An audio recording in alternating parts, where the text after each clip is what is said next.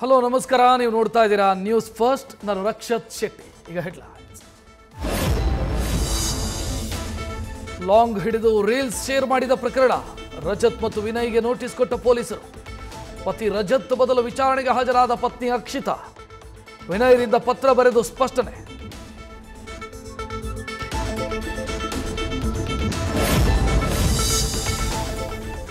Supreme court ಮೆಟ್ಟಿಲೇರಿದ honey trap ಪ್ರಕರಣ, ಶೀಘ್ರ ವಿಚಾರಣೆ ಕೋರಿ ಸಾರ್ವಜನಿಕ ಹಿತಾಸಕ್ತಿ ಅರ್ಜಿ ಸಲ್ಲಿಕೆ.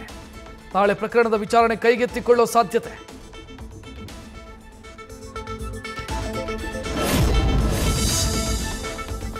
ಹನಿ ಟ್ರ್ಯಾಪ್ ಪ್ರಕರಣದಲ್ಲಿ ಇನ್ನೂ ದೂರು ಕೊಟ್ಟಿಲ್ಲ, ಕಂಪ್ಲೇಂಟ್ ಕೊಡದೆ ತನಿಖೆ ಮಾಡೋದಕ್ಕೆ ಬರೋದಿಲ್ಲ.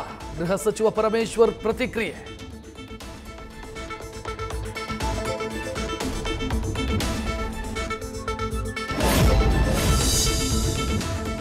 ಸಂವಿಧಾನ ಬದಲಾವಣೆ ಹೇಳಿಕೆ ಖಂಡನೀಯ ಅಂತ ರಾಜ್ಯಸಭೆಯಲ್ಲಿ ಗದ್ದಲ. ಡಿಸಿಎಂ ಡಿಕೆ ಶಿವಕುಮಾರ್ ವಿರುದ್ಧ ಬಿಜೆಪಿ ಆಕ್ರೋಶ.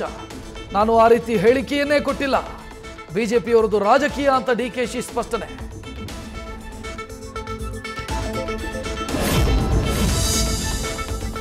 ಕಳ್ಳಗಿವಿಗಳು ಫೋನ್ಗಳನ್ನು ಕದ್ದಾಲಿಸ್ತಿವೆಯಾ? ರಾಜ್ಯ ಸರ್ಕಾರದ ವಿರುದ್ಧ ವಿಪಕ್ಷ ನಾಯಕ ಫೋನ್ ಟ್ಯಾಪಿಂಗ್ ಆರೋಪ. ವಿಧಾನಸಭೆ ಪ್ರತಿಪಕ್ಷ ನಾಯಕ ಆರ್ ಅಶೋಕ್ ಹೊಸ ಬಾಂಬ್. ನ್ಯೂಸ್ ಫಸ್ಟ್, ನಿರ್ಭೀತಿಯಿಂದ ನಿಮ್ಮ ಪರವಾಗಿ.